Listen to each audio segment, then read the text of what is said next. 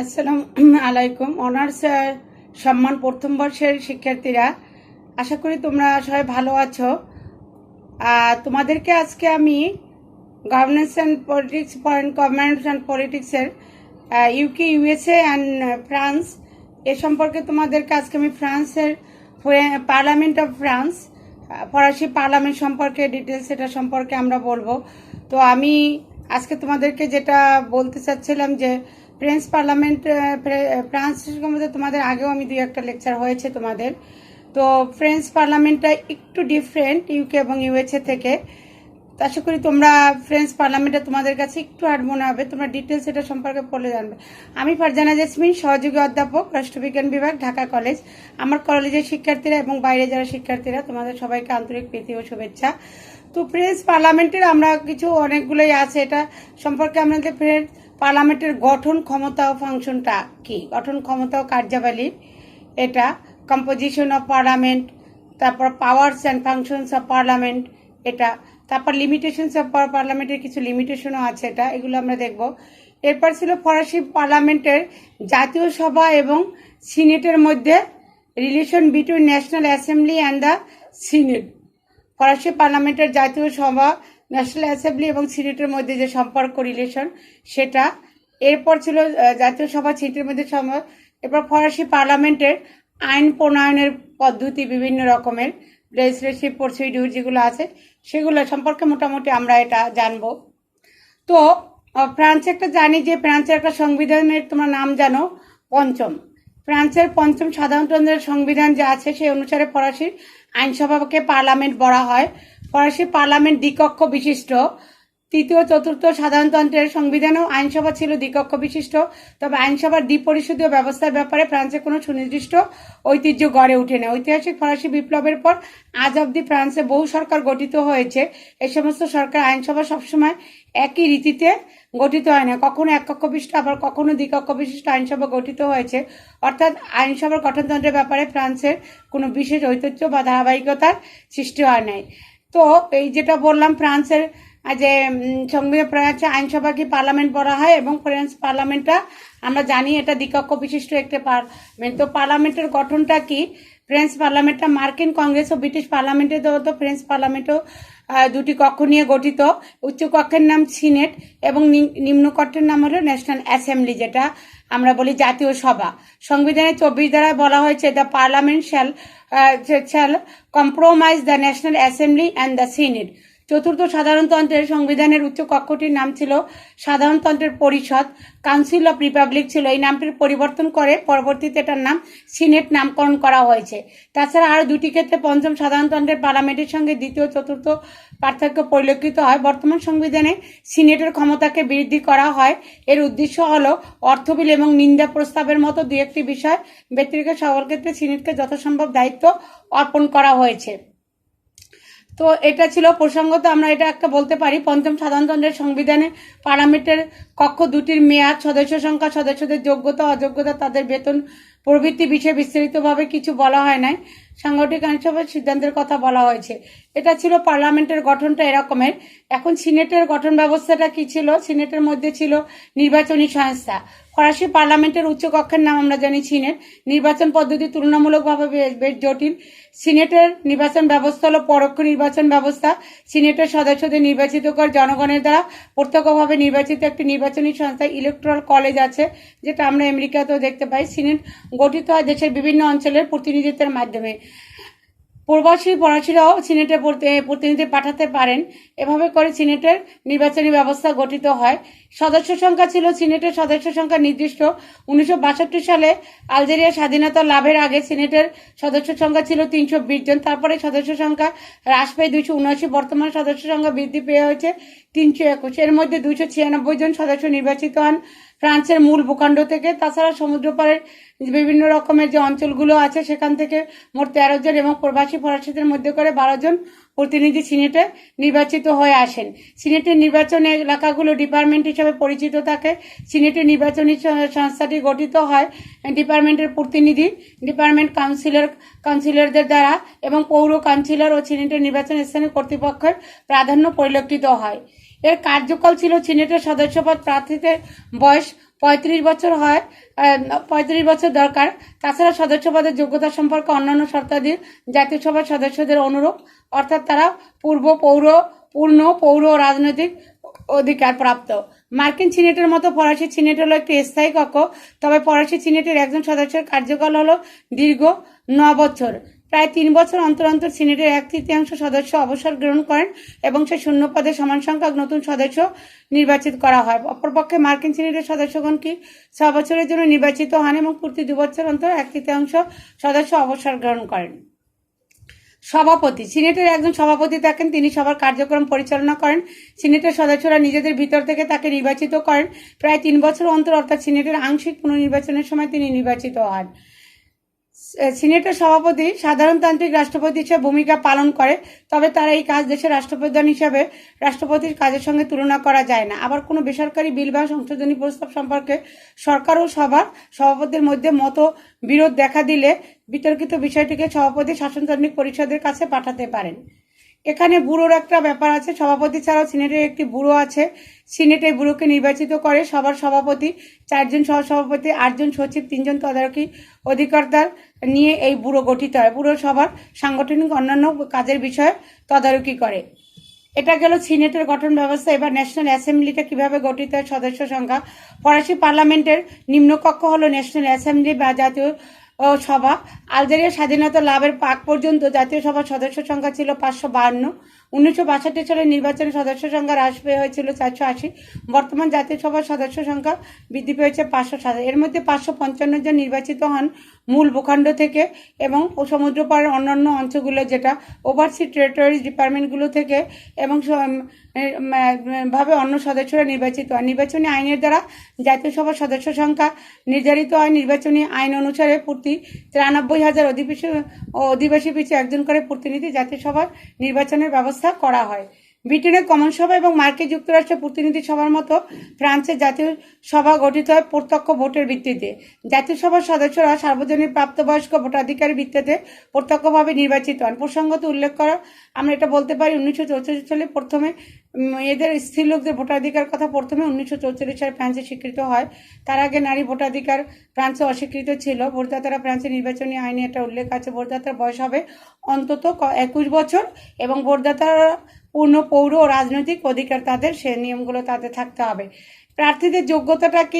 জাতীয় সভার সদস্যপদ প্রার্থীর বয়স হবে অন্তত পক্ষে অনন্যপক্ষে কমপক্ষে 23 বছর এবং সদস্যপদ প্রার্থী ও পৌর রাজনৈতিক অধিকার ভোটে তারা সক্ষম হতে হবেন। তাছাড়া সদস্যপদ প্রার্থীর যোগ্যতা সম্পর্কে নির্বাচনী আইনে আরও কিছু শর্ত, তাকে অন্তত 12 বা 13 বছর যাবৎ ফ্রান্সের স্থায়ী নাগরিক হতে হবে। প্রয়োজনে সামরিক কার্যাদি সম্পাদন থাকতে হবে। দেউলিয়া, শাস্তিপ্রাপ্ত, আসাম এবং পৌর অধিকার থেকে বঞ্চিত, পৌর কর দেয়নি এরকম লোকরা পার্লামেন্টের কোনো কক্ষে সদস্য পদে প্রতিনিধিত্ব করতে পারবে না।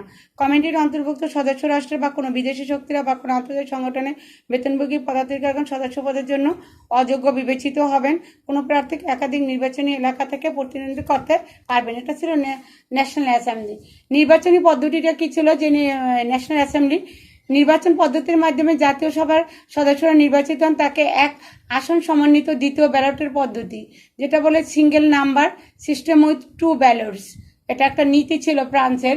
এই নীতিকে মাধ্যমে তাদেরকে এই নির্বাচনী ব্যবস্থাটাকে বলা হয় এক আসন সমন্বিত দ্বিতীয় ব্যালটের পদ্ধতি নির্বাচন ব্যবস্থা বলা। এই পদ্ধতি অনুসারে প্রথম ব্যালটে প্রার্থীকে নির্বাচিত হতে হলে প্রদত্ত মোট ভোটের অর্ধেকের থেকে অন্তত একটি বেশি ভোট পেতে হবে এবং সঙ্গে সঙ্গে এই প্রাপ্ত এই ভোট সংখ্যা নির্বাচক মণ্ডলী মোট সংখ্যার অন্তত 1/3 হয়ে যায়। যদি প্রতিদ্বন্দ্বী প্রার্থীদের কেউ এই সংখ্যক ভোট না পান, তাহলে দ্বিতীয় ব্যালট গ্রহণের ব্যবস্থা করা হয়।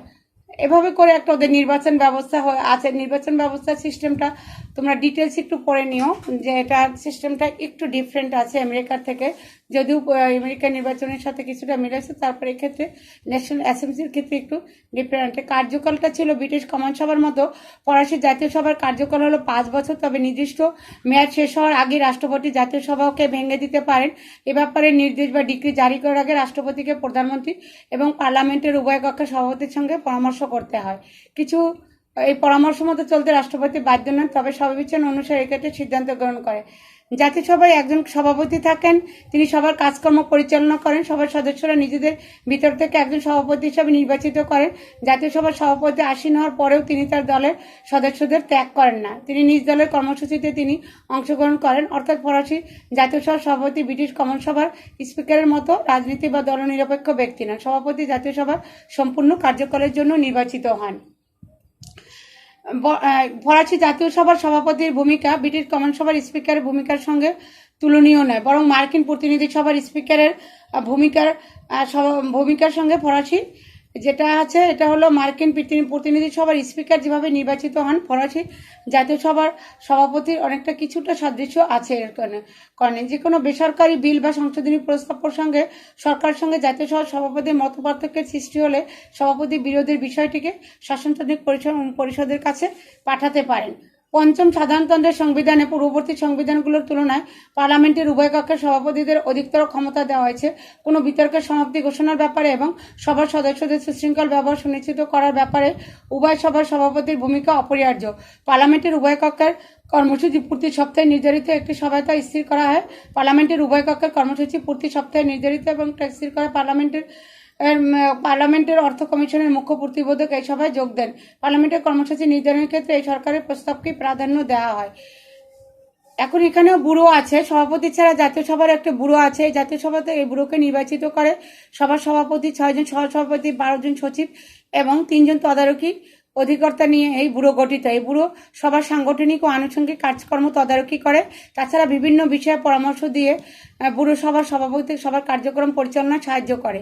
সচিবরা সরকারি নথিপত্র পরীক্ষা বোর্ড করানোর কাজ করবে, প্রশাসনিক আর্থিক বিষয়ে দায়িত্ব পালন করবে। কোয়েচারগণ সরকার বিভিন্ন কার্যক্রম ব্যুরো সংগঠিত তদারকি করে থাকে। সবার নিয়ম শৃঙ্খলা এবং বিল উত্থাপন বিভিন্ন বিষয়ে ব্যুরো সবার সভাপতিকে সাহায্য করে থাকে। পার্লামেন্টের সাধারণ বিশেষ অধিবেশন সংবিধানে নির্দিষ্ট তারিখে পার্লামেন্টের অধিবেশন শুরু হয়। অধিবেশনের মেয়াদও সংবিধানে নির্দিষ্ট করে দেওয়া আছে। সংবিধানের 28 ধারায় এ সম্পর্কে বিষয় উল্লেখ করা আছে। তদনুসারে পার্লামেন্টের সাধারণ অধিবেশন বসে বছরে দুবার। প্রথম অধিবেশন শুরু অক্টোবরের প্রথম দিকে চলে 80 দিন ধরে। এই অধিবেশনে পার্লামেন্টের প্রধান কাজ হলো বাজেট পেশ করা। পার্লামেন্টের দ্বিতীয় অধিবেশন শুরু এপ্রিল মাসের থেকে। এই অধিবেশন 90 দিনের বেশি স্থায়ী। এই অধিবেশনে মূলত সাধারণ আইনসমূহ প্রণীত হয়। সুতরাং পার্লামেন্টের আহ্বান রাষ্ট্রপতি কোনো স্বেচ্ছাধীন ক্ষমতা নেই, এটা বলা হয়েছে। পার্লামেন্টের বিশেষ অধিবেশনও ন্যাশনাল অ্যাসেম্বলি আয়োজন করে থাকে। ফরাসি রাষ্ট্রপতি পার্লামেন্টের জরুরি অধিবেশন আহ্বান করতে পারেন। এই বিষয়ে সংবিধানের 29 ধারায় বিস্তারিত আছে, বলা আছে যে কোনো সময় জরুরি বিষয় বিচার বিবেচনা করার জন্য তিনি অধিবেশন ডাকতে পারেন। তবে সাধারণত প্রধানমন্ত্রী পরামর্শক্রমে এই বিশেষ অধিবেশন ডাকতে হয়, কারণ এ ব্যাপারে রাষ্ট্রপতি যে ডিক্রি জারি করেন তাতে প্রধানমন্ত্রীর স্বাক্ষর থাকা বাধ্যতামূলক। পার্লামেন্টে বিভিন্ন দল ও গোষ্ঠীর অস্তিত্ব আছে। বর্তমানে ফরাসি পার্লামেন্টে বহু দল ও গোষ্ঠীর অস্তিত্ব পরিলক্ষিত হয়। সরকারি শিবির এবং বিরোধী শিবির উভয় শিবিরে একাধিক দল ও গোষ্ঠীর অস্তিত্ব দেখা যায়। ফ্রান্সের সংসদীয় ব্যবস্থা এই সমস্ত দল ও গোষ্ঠীকে বিশেষ গুরুত্ব দেওয়া হয়। পার্লামেন্টের কর্মসূচি নির্ধারণের জন্য অনুষ্ঠিত সময় অন্তত 30 জন সদস্য বিশিষ্ট যে কোনো গোষ্ঠীর নেতাকে অংশগ্রহণের জন্য আহ্বান জানানো হয়। পার্লামেন্টের বিভিন্ন কমিশন গঠিত হয়। এই সমস্ত কমিশনের সংসদীয় গোষ্ঠীগুলিকে তাদের স্ব শক্তির অনুপাতে প্রতিনিধিত্বের সুযোগ করে দেওয়া হয়। এখন পার্লামেন্টের এই যে দুইটা ছিল ন্যাশনাল অ্যাসেম্বলি এবং সিনেট, এগুলোর গঠন করতে কার্যবাহী। এখন পার্লামেন্টের পাওয়ারস অ্যান্ড ফাংশন, পার্লামেন্টের ক্ষমতা ও কার্যবাহীটা কি এটা তোমরা দেখলে বোঝো। পঞ্চম সংবিধানে পার্লামেন্টের ক্ষমতা কার্যবাহীকে নির্দিষ্ট করেই দেওয়া হয়েছিল। দুই ভাগে ভাগ পার্লামেন্টের কার্যবাহীকে কতগুলো ভাগে ভাগ করা হয়েছিল, আইন সংক্রান্ত, অর্থ এবং সরকার নিয়ন্ত্রণ সংক্রান্ত এবং রাষ্ট্রপতির উপর তদারকি সংক্রান্ত একটা বিল ছিল। আইন সংক্রান্ত ক্ষমতা যেটা লেজিসলেটিভ পাওয়ার ছিল। ফরাসি পার্লামেন্টের আইন প্রণয়নের প্রক্রিয়া সম্পর্কে সংবিধানে 34 ধারায় বলা হয়েছে কোনো বিষয়ে পার্লামেন্ট আইন প্রণয়ন করতে পারে, তা এই ধারায় সুস্পষ্টভাবে এবং সুনির্দিষ্টভাবে উল্লেখ করা আছে। এই সমস্ত বিষয়ের বাইরে পার্লামেন্ট কোনো আইন প্রণয়ন করতে পারে না। অন্য কোনো দেশের আইনসভার আইন প্রণয়নের ক্ষমতাকে এভাবে এককভাবে সীমাবদ্ধ করা হয় না, সেই জন্য বলছে কিছু লিমিটেশন এখানে আছে। 34 ধারায় উল্লেখিত আইন প্রণয়নের বিষয় ছিল যে পার্লামেন্ট যে সকল আইন প্রণয়ন করবে তারপর উল্লেখিত বিষয়গুলোকে দুইটি শ্রেণীতে বিভক্ত করা হয়। প্রথমে কতগুলো বিষয় উল্লেখ করা হয়েছে, আইন এই সমস্ত বিষয়গুলো প্রতিষ্ঠিত করবে। এখানে মৌলিক নীতি নির্ধারণ সময় থাকবে, তারপর জাতীয়তা থাকবে, তারপরে অপরাধমূলক ঘটনা ও দুর্ব্যবহারজনিত শাস্তি নির্ধারণ, এরপরে সকল ধরনের করের হার, পরিমাণ, নীতি নির্ধারণ, মুদ্রা ব্যবস্থা পরিচালনা, পার্লামেন্টের স্থানীয় আইনসভা নির্বাচনী ব্যবস্থা, বিভিন্ন শ্রেণী সরকারি প্রতিষ্ঠা, তারপর রাষ্ট্র কর্তৃক নিযুক্ত সামরিক ও অসামরিক ব্যক্তিবর্গের রক্ষণাবেক্ষণ অর্থনৈতিক উদ্যোগ সময় জাতীয়করণ, সরকার থেকে যেগুলো বেসরকারি হাতে সম্পদের মালিকানা হস্তান্তর, এগুলো বিষয়ে প্রথম সাংগঠনিক নীতি নির্ধারণ বলা হয়েছে। এছাড়া বলা হয়েছে বিশেষ বিষয়ে সাংগঠনিক ক্ষেত্রে নীতি নির্ধারণের জন্য পার্লামেন্ট কতগুলো আইন প্রণয়ন করে। এগুলো হলো জাতীয় প্রতিরক্ষা বাহিনী সংগঠন, তারপর হলো যে স্থানীয় এলাকার প্রশাসন, তাদের কাজকর্মের প্রয়োজনীয় আয়ের উৎস, শিক্ষা, সম্পত্তির অধিকার, সামাজিক ও বাণিজ্যিক বাধ্যবাধকতা, চাকরি, ইউনিয়ন ও সামাজিক নিরাপত্তা সম্পর্কিত আইন, জাতীয় পরিকল্পনা সম্পর্কিত বিভিন্ন রকমের। দেখো এখানে পার্লামেন্টের আইনটা প্রণয়ন করতে একটু ডিফারেন্ট আছে যেভাবে করে বলা হয়েছে। এখানে দেখো লিমিটেশনও ছিল। আইন প্রণয়ন সম্পর্কিত পার্লামেন্টের ক্ষমতা কতগুলো ক্ষেত্রে সংকুচিত হয়েছে। দেশের মন্ত্রিসভা শাসনতান্ত্রিক কনস্টিটিউশনাল কাউন্সিলের সঙ্গে পরামর্শ করে কিছু কিছু ক্ষেত্রে প্রশাসনিক নির্দেশ বা ডিক্রি জারি করতে পারে। আবার দেশের কোনো ভূখণ্ড বিনিময়, বৃদ্ধি, হস্তান্তরকরণ সম্পর্কিত চুক্তি পার্লামেন্ট অনুমোদিত সংশ্লিষ্ট অঞ্চলগুলো অধিবাসীদের দ্বারা গণভোটে অনুমোদিত না হওয়া পর্যন্ত এটা কার্যকরী হয় না। এরপর কি আছে, ফাইন্যান্সিয়াল যে পাওয়ারটা সেটা কি, অর্থ সংক্রান্ত ক্ষমতা, সংসদীয় গণতান্ত্রিক শাসন ব্যবস্থা, সরকারের আয় ব্যয় সম্পর্কিত যাবতীয় বিষয় আইনসভার অনুমোদন সাপেক্ষ। পঞ্চম সাধারণতন্ত্রের সংবিধানে সরকারি আয় ব্যয় অর্থ সংক্রান্ত বিষয়ে পার্লামেন্টকে ক্ষমতা দেওয়া হয়েছে, কিন্তু ফরাসি পার্লামেন্টে এই ক্ষমতা সীমাবদ্ধ। বাজেট, অর্থ বিল বা অর্থ সংক্রান্ত যে কোনো প্রস্তাব সরকারের পক্ষে আইনসভায় পেশ করতে এই প্রস্তাব প্রথমে আইনসভার নিম্নকক্ষে জাতীয় সভায় পেশ করা হয়ে থাকে এবং নির্দিষ্ট সময়ের মধ্যে জাতীয় সভাকে এই বিষয়ে আলোচনা শেষ করতে হয়। তারপর সরকার নিয়ন্ত্রণ সংক্রান্ত ক্ষমতা, যেটা power relating to control over government. আইনসভার কাছে সরকার দায়িত্বশীলতা সংসদীয় শাসন ব্যবস্থার অন্যতম গুরুত্বপূর্ণ বৈশিষ্ট্য বিবেচিত হয়। পঞ্চম সাধারণ সংবিধানে পার্লামেন্টের নিম্নকক্ষ জাতীয় সভার কাছে সরকারের দায়িত্বশীলতার কথা, তাদের কাছে দায়িত্বশীল থাকবে। দায়িত্বশীলতার নীতির মধ্যে জাতীয় সভা সরকারের উপর তার নিয়ন্ত্রণ করার সুযোগ পায়। পার্লামেন্ট মোটামুটি তিনটি উপায় সরকারের কার্যাবলীকে নিয়ন্ত্রণ করে থাকে। একটা হলো প্রশ্ন উত্তরের মাধ্যমে নিয়ন্ত্রণ, তারপরে স্থায়ী কমিটি এবং বিশেষ কমিটির মাধ্যমে নিয়ন্ত্রণ, আর একটা হলো নিন্দা প্রস্তাবের মাধ্যমে নিয়ন্ত্রণ। এগুলোর মাধ্যমে সরকার কার্যাবলীকে নিয়ন্ত্রিত করে থাকে। তবে সীমাবদ্ধতাও ছিল। পঞ্চম সাধারণতন্ত্রের সাংবিধানিক ব্যবস্থায় সরকারের বিরুদ্ধে নিন্দা প্রস্তাব গৃহীত হওয়ার বিষয়টি নিন্দা প্রস্তাব থেকে 1958 সালে সংবিধানে স্বীকৃত বিধি ব্যবস্থার পরিপ্রেক্ষিতে সরকার পর সংসদ নিয়ন্ত্রণে আরোপ হয়েছে। তারপর ঘোষিত কর্মসূচি ও সাধারণ নীতির ব্যাপারে সরকারের দায়িত্বশীলতা, যেটা বলছিলাম, সংবিধানে 55 ধারা অনুসারে সরকারের কর্মসূচি বা সাধারণ নীতি প্রত্যাখ্যান করে জাতীয় সভা সরকারকে ক্ষমতাচ্যুত করতে পারে। তবে জাতীয় সভার কাছে সরকার সাধারণ নীতি বা কর্মসূচি এবং প্রধানমন্ত্রীর প্রতিশ্রুতি জ্ঞাপনের ব্যাপারে কোনো নির্দিষ্ট পদ্ধতি বা সময়সীমার উল্লেখ সংবিধানে নাই। তারপর মন্ত্রিসভার আলোচিত বিষয়ের সময় আস্থাসূচক একটা যে ব্যাপার আছে, সেটা হচ্ছে মন্ত্রিসভার সঙ্গে আলোচনার পর প্রধানমন্ত্রী কোনো বিলকে বা বিলের অংশবিশেষ আস্থাজ্ঞাপক বিষয় হিসেবে বিবেচনা করতে পারেন। যদি 24 ঘন্টার মধ্যে সংশ্লিষ্ট বিষয়ের বিরুদ্ধে কোনো নিন্দা প্রস্তাব উত্থাপিত নয়, তাহলে ধরে নেওয়া হয় যে বিষয়টি গ্রহণ করা হয়েছে এবং আস্থা জ্ঞাপন করা হয়েছে। তারপর রাষ্ট্রপতি একটা তদারকি সংজ্ঞা, সুপারভিশন ওভার প্রেসিডেন্ট, এটা থাকে একটা। সংবিধানের ফ্রান্সের রাষ্ট্রপতি কিন্তু সবচেয়ে বেশি ক্ষমতাধর ব্যক্তি, এটা ফ্রান্সের মধ্যে। সংবিধানের রাষ্ট্রপতি বা নিয়ন্ত্রণ সম্পর্কিত কিছু ক্ষমতা পার্লামেন্টকে দেওয়া হয়েছে। সংবিধানে বলা হয়েছে জরুরি অবস্থা ঘোষণার আগে এবং জাতীয় সভাকে বাতিল করার আগে রাষ্ট্রপতিকে পার্লামেন্টের উভয় কক্ষের সভাপতির সঙ্গে পরামর্শ করতে হবে। তাছাড়া কি পরিস্থিতি জরুরি অবস্থা সম্পর্কিত প্রয়োগের প্রয়োজন হচ্ছে সে সম্পর্কে সভাপতির সঙ্গে পরামর্শ করতে হবে। এটা কিন্তু রাষ্ট্রপতির উপরে একটা ক্ষমতা দেওয়া হয়েছে। এখন পার্লামেন্টের ক্ষমতার যে সীমাবদ্ধতা, সেটাকেও বলছিলাম যে ফরাসি পার্লামেন্টের তৃতীয় চতুর্থ সংবিধান হচ্ছে ফরাসি পার্লামেন্টের সর্বত অক্ষুণ্ণ ছিল। এই সময় আইন সম্পর্কিত কোনো সরকারি নির্দেশ কতক্ষণ এবং কতদূর কার্যকরী হবে সে বিষয়ে পার্লামেন্টই ছিল চূড়ান্ত বিচার করা। পঞ্চম সাধারণতন্ত্রে পার্লামেন্টের সার্বভৌমত্ব বিশেষভাবে সংকুচিত ও সীমাবদ্ধ করা হয়েছে। সংবিধানের 3 ধারায় জনগণের সার্বভৌমত্ব তথা পার্লামেন্টের সার্বভৌমত্বের কথা বলা হয়েছে, কিন্তু কার্যক্ষেত্রে বিভিন্ন সাংবিধানিক ব্যবস্থার মাধ্যমে পার্লামেন্টের ক্ষমতা কার্যাবলীর পরিমাণ কিছু পরিমাণ সংকুচিত করা হয়েছে। এখন পার্লামেন্টের পরিবর্তে শাসন বিভাগের ক্ষমতা বৃদ্ধি করা হয়েছে। পঞ্চম সাধারণতন্ত্রের সংবিধানে তৃতীয় চতুর্থ সাধারণতন্ত্রের সংবিধানে ব্যবহারিক অভিজ্ঞতাকে তারা গুরুত্ব দিয়েছিল। ফরাসি পার্লামেন্ট এমনভাবে গড়ে উঠেছিল যে শাসন বিভাগকে পার্লামেন্টের হাতে হেনস্থা না হতে। তাদের মূল উদ্দেশ্য ছিল সর্বদা পার্লামেন্টের খবরদারিতে শাসন বিভাগকে রক্ষা করা। পঞ্চম সাধারণ সংবিধান অনুসারে জেনারেল দ্য গয়ের ফলে এখানে শাসন বিভাগের ক্ষমতা, জেনারেল দ্য গয়ের শাসন বিভাগের ক্ষমতাকে বৃদ্ধি করেছে। পার্লামেন্টের অধিবেশনের সময়সীমা হ্রাস করা হয়েছিল, বিরোধী পক্ষের যে সুযোগ সুবিধা হ্রাস করা হয়েছিল এবং পার্লামেন্টের ক্ষমতারা শাসন বিভাগের ক্ষমতা, যেটা আগেই বলছিলাম, এটা করা হয়েছিল। এই যে লিমিটেশনগুলো ছিল এবং সিনেটের ক্ষমতা মর্যাদা মর্যাদা বৃদ্ধি করে। পঞ্চম সাধারণ সংবিধানে পার্লামেন্টের উচ্চকক্ষ সিনেটকে অধিকতর ক্ষমতা সম্পন্ন করা হয়েছে। বর্তমান সরকার ইচ্ছা অনুসারে সিনেট সকল বিলে ভেটো প্রয়োগ করার ক্ষমতা পাওয়া থাকে এবং এই ক্ষমতা সিনেট আগের থেকে আরও শক্তিধর অধিকতর ক্ষমতাশীল কক্ষ হিসেবে সিনেট আত্মপ্রকাশ করার সরকারের সুবিধা রয়েছে। জাতীয় সভার প্রস্তাবিত আইনে সিনেট ভেটো দিতে পারে। সিনেট এই ভেটো প্রয়োগ করার ক্ষমতা করলে সমগ্র বিষয়টি সরকারের আওতায় চলে আসে। তারপর অসামঞ্জস্য নীতি যেটা ছিল, পঞ্চম সাধারণতন্ত্রের সংবিধান অসামঞ্জস্য নীতি গ্রহণ করা হয়েছে। তদনুসারে কোনো মন্ত্রী পার্লামেন্টের সদস্য থাকতে পারেন না, পার্লামেন্টের কোনো সদস্য নারী। এরপর দেখো সেখানে নিন্দা প্রস্তাবের কার্যকারিতাকেও এখানে হ্রাস করা হয়েছিল। শাসনতান্ত্রিক পরিষদের মাধ্যমে নিয়ন্ত্রণের কথা বলা হয়েছে। অর্থ সংক্রান্ত বিষয়ে পার্লামেন্টের একটা অস্বায়ত্ত ভাব ছিল। তোমরা ফরাসি পার্লামেন্টের গঠন, ক্ষমতা, কার্যাবলী বা লিমিটেশন সম্পর্কে ডিটেলস এগুলো বলতে পারবা তোমরা। এখন দেখো জাতীয় সভা এবং রিলেশন বিটুইন ন্যাশনাল অ্যাসেম্বলি এবং অ্যান্ড দ্য সিনেটে জাতীয় সভা এবং সিনেটের মধ্যে সম্পর্কটা কী ছিল। চতুর্থ সাধারণতন্ত্রের সংবিধানে জাতীয় সভা সিনেটের অধিক শক্তিশালী ছিল, তখন জাতীয় সভা আইন প্রণয়নের ক্ষেত্রে সিনেটকে অতিক্রম করতে পারত। পঞ্চম সাধারণতন্ত্রের সংবিধানে আবার জাতীয় সভার সেই ক্ষমতাটা হ্রাস করা হয়েছে, সিনেটের ক্ষমতা বৃদ্ধি করা হয়েছে। বর্তমান জাতীয় সভা একক উদ্যোগে সিনেটকে অতিক্রম করতে পারে না, তবে সরকারের তরফ থেকে অনুকূল উদ্যোগ বা গেলে জাতীয় সভা সেটা করতে পারে। রাজস্ব বিল যেটা ছিল, অর্থ বিল বা রাজস্ব বিলের ব্যাপারে জাতীয় সভার কিছু বাড়তি ক্ষমতা আছে। সংবিধান হচ্ছে রাজস্ব বিল সর্বপ্রথম যেটা ন্যাশনাল অ্যাসেম্বলিতে উত্থাপন করা হয়, এটা ন্যাশনাল অ্যাসেম্বলি তাদেরই করে। সরকারকে দায়িত্বশীল।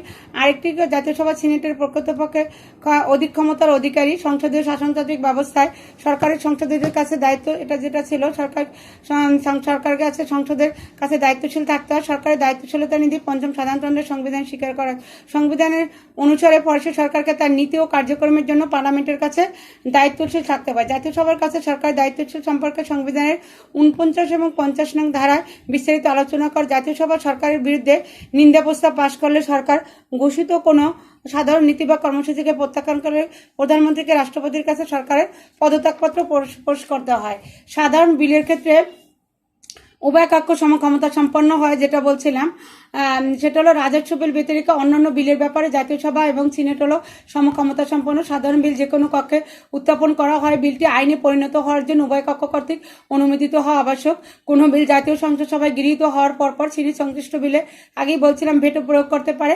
জাতীয় সভা কর্তৃক গৃহীত বিলে সিনেট যদি ভেটো ক্ষমতা প্রয়োগ করে, অর্থাৎ সংশ্লিষ্ট বিলটিকে অনুমোদন করতে অস্বীকার করে, তাহলে উভয় কক্ষের সম্মতি সাপেক্ষে বিলটি অমীমাংসিত অবস্থায় অনির্দিষ্টকাল পড়ে থাকে। তবে এরকম ক্ষেত্রে অচল অবস্থা অবসানের জন্য ফরাসি প্রধানমন্ত্রী উদ্যোগী করতে পারে। এ বিষয়ে সংবিধানের 45 ধারা ডিটেলস বলা হয়েছে।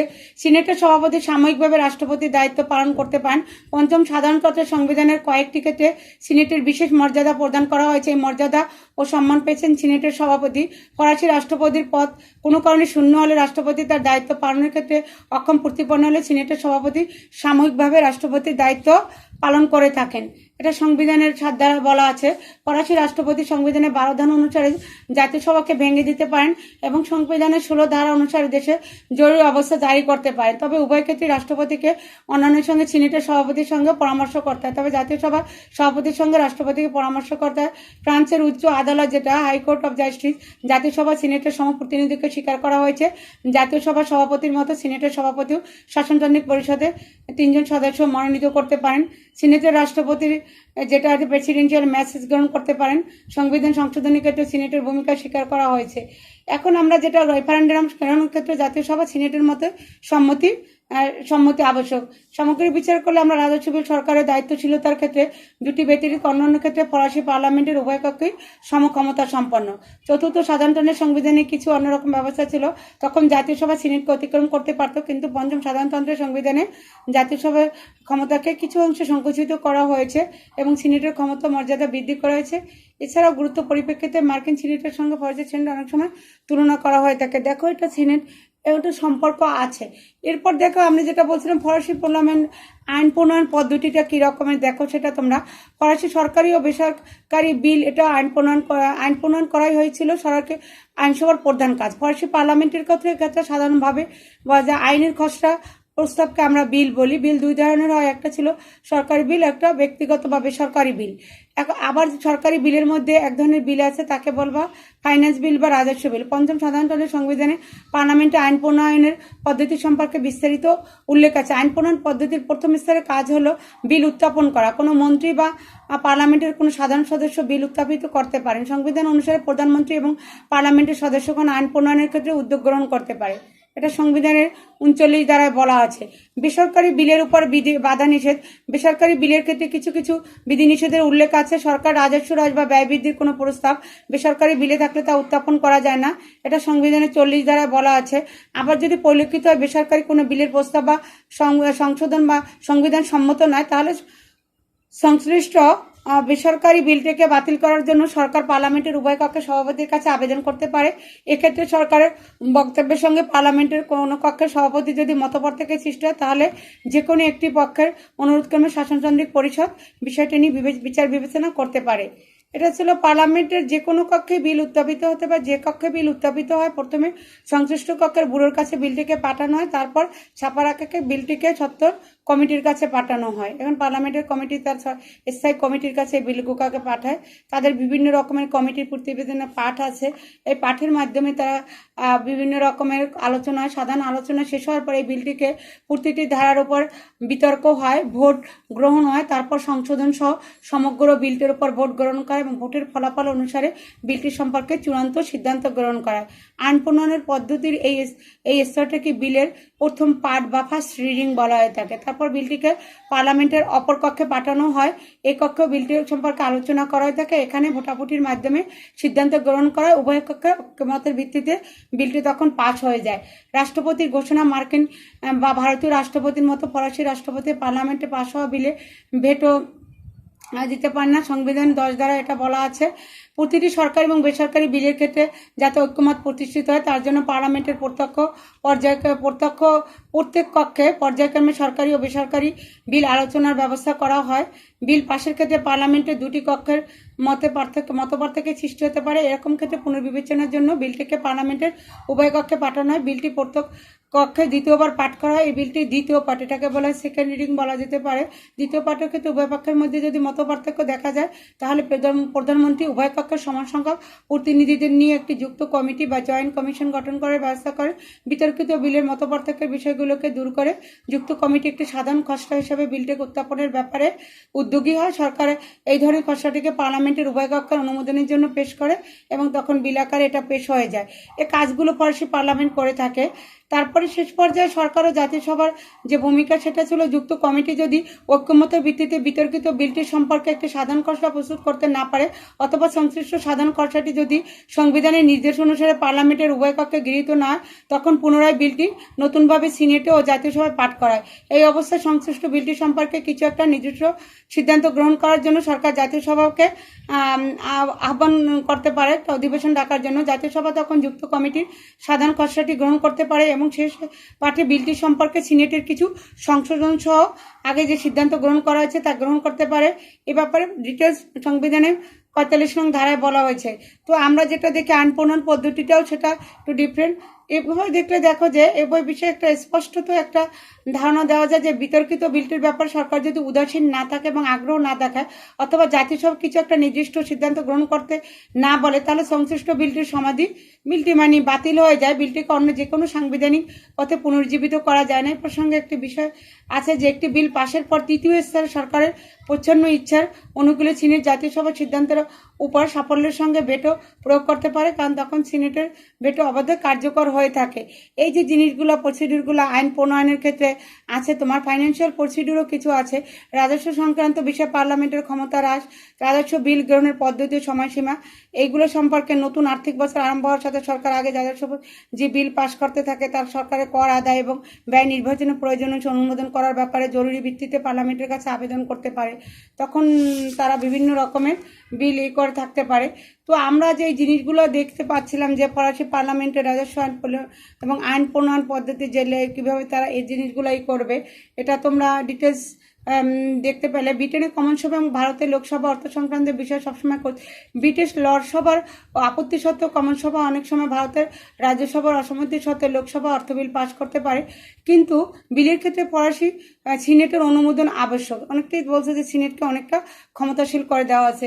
এভাবে করে আমরা দেখতে পাই যে ফ্রান্সের যে পার্লামেন্টের গঠন ক্ষমতা, কার্যাবলী, পার্লামেন্টের জাতীয় সভা সিনেটের মধ্যে সম্পর্ক, পার্লামেন্টের আইন প্রণয়নের পদ্ধতি, রাজস্ব বিল প্রণয়নের পদ্ধতি, এই জিনিসগুলো তোমরা ডিটেলস এখান থেকে দেখতে পারবে। এবং ফ্রেঞ্চ পার্লামেন্টটা তোমাদের কাছে পড়ে, সেজন্যই আমি বারবারই বলছি তোমরা এটা সম্পর্কে ডিটেলস পড়ে নাও এবং এই জিনিসগুলো সম্পর্কে তোমাদের আগে আইডিয়াটা জেনারেট করে তারপরে তোমরা ডিটেলস ফরেন গভর্নমেন্ট সম্পর্কে যেটা আছে সেই জিনিসগুলো তোমাদের ডিটেলস পড়তে হবে। পড়ে তোমরা আশা করি যে তোমরা এই করোনার সময় নিজেদেরকে সময় উপযোগী করে দেখবে এবং লেসনগুলো ঠিকমতো করে তোমরা তোমাদের নিজেদের অনুকূলে নিয়ে আসবে এবং সেই উপযোগী করেই তোমরা লেসন করে ফরেন গভর্নমেন্টগুলোকে ডিটেলস তোমাদেরকে পড়ে আইডিয়াটা ক্লিয়ার করে দেন, তখন কিন্তু তোমাদেরকে অ্যান্সার করতে হবে। তো আশা করি তোমরা ভালো থাকো এবং আমার জন্য দোয়া করো। আল্লাহ।